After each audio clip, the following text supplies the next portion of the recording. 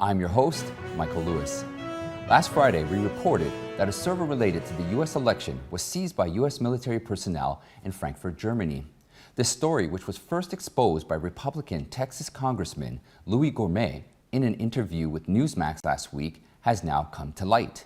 Government affairs expert Brian Trasher, a member of the Trump team's recount committee and a political commentator, told Newsmax in November 18th interview that they have recovered raw data from the servers seized in Germany, which he said will be made public, including information about U.S. election servers, why they were overseas, how ballots were converted from one candidate to another, and how such a massive all-American cheating system worked.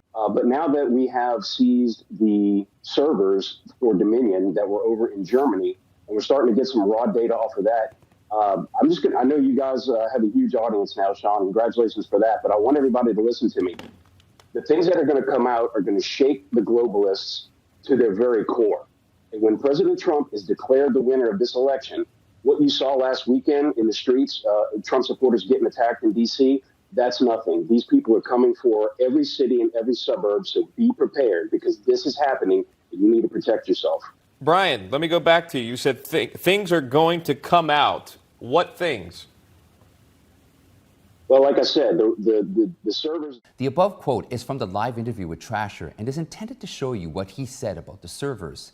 As for his comments regarding the globalists and them mobilizing the leftists to make trouble all over America when Trump actually declares victory, is his own opinion. In the afternoon of November 19th, Trump's legal team held a press conference at Capitol Hill.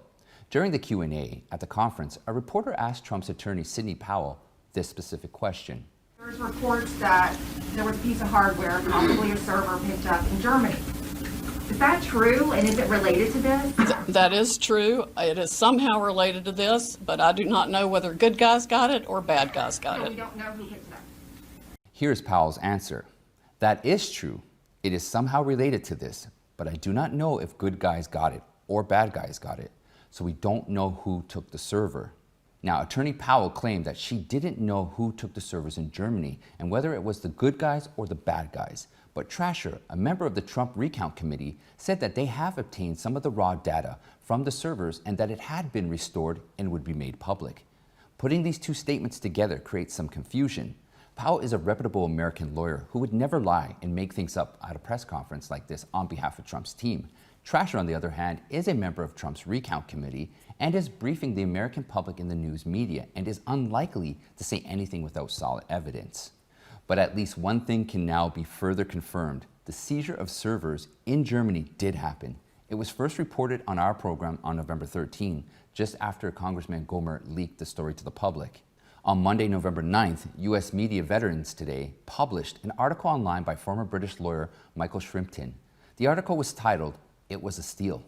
In the first paragraph of the article, he said, "This column is slightly later than planned because of my behind-the-scenes role over the weekend, which included alerting the White House on Saturday night to the existence of a dossier which came in from the Paris to MI6 headquarters at Vauxhall Cross on Friday evening, confirming massive fraud. I believe it identifies B at CIA as the coordinator of the Black CIA operation to give the election to Joe Chinese Biden, who's been on Peking's payroll for several years. The CIA operation is being controlled from Frankfurt, of course." This is the first paragraph, and Michael Shrimpton ended the paragraph with the words, "of course," meaning that it was no surprise that the CIA was manipulating the situation in Frankfurt. Later in the article, the author also mentioned that the CIA printed 3.75 additional ballots for this purpose. The author, Michael Shrimpton, has made some controversial statements in the past, but as his article is published in a formal U.S. media, it can still be used as a reference. So above, I've given you 3 examples of which confirm the existence and confiscation of servers in Germany that were involved in the manipulation of the U.S. elections. These servers, according to current reports, belong to Seizure, an election software system company headquartered in Barcelona, Spain, but it partnered with the American company Dominion. According to Giuliani's allegations, Dominion transferred its data from nearly 30 states to Seidel's server in Frankfurt. The servers were utilized to manipulate and tamper with the ballots. In addition, the server is nominally owned by Seidel, but according to the allegations, it is also very likely that the CIA actually controlled it, and the server was located in the CIA's facility in Frankfurt. Now, let's talk about Dominion. The friends who have seen our previous programs know Dominion is actually the Smartmatic election software system set up in the United States. The core of Dominion software is Smartmatic, and Smartmatic was in service for the socialist dictators in Venezuela to ensure that they could continue to rule their country. Moreover, according to the accusations of Trump's legal team, Smartmatic has a considerable Chinese background with investments from the Chinese Communist Party. At the November 19th afternoon press conference, Attorney Powell also mentioned this, saying, "Here, uncovering today, is the massive influence of communist money through Venezuela, Cuba, and likely China in the interference with our election here in the United States." The Dominion voting system, the Smartmatic technology software, and the software goes in other computerized voting systems here as well, not just Dominion, were created in Venezuela at the direction of Hugo Chavez. The Venezuelan-related Smartmatic election software system, which is used in many states in the US, was used to rig the election to get Biden elected, and Trump received a huge amount of votes, even overwhelming the election rigging algorithm at one point. We uncovered something interesting from a Twitter user I thought would be worth sharing. At RedPill ×2 shared his own analysis of the cheating software that compiled the ballots, showing how the cheating software worked in the background to help Biden. The data he used for his analysis was from a New York Times 2020 election package, which he said is online and available for anyone to download. According to what he shared, including photographic evidence, he indicated the ballot tampering occurred in almost every state.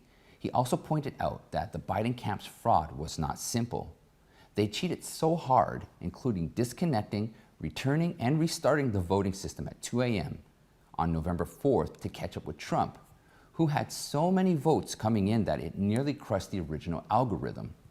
In terms of the actual vote tampering, from the backstage, they tend to transfer Trump's votes first to a third-party candidate and then to Biden, because the third-party candidate's data is ignored by the mainstream media, and not enough to attract attention.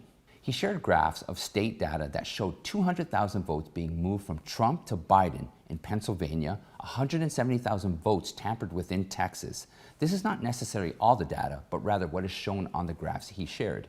There is also an allegation of vote tampering that showed that in 2016, the Hillary camp also tried to win the election by cheating, but Trump received so many votes that he exceeded the upper limit set by the cheating software that Hillary lost the election.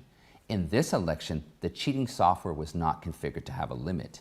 The mainstream media always reported after the election that the election fraud allegations by the Trump camp were not true, but someone noticed that the New York Times ran a column in April of 2018 about a short film called How I Hacked an Election, in which Alex Handelman, a professor of computer science at the University of Michigan, demonstrated how to hack into a voting machine.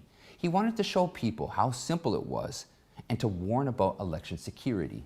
What we have mentioned previously are mainly the means of election fraud via electronic systems. Now there are newer examples of election fraud.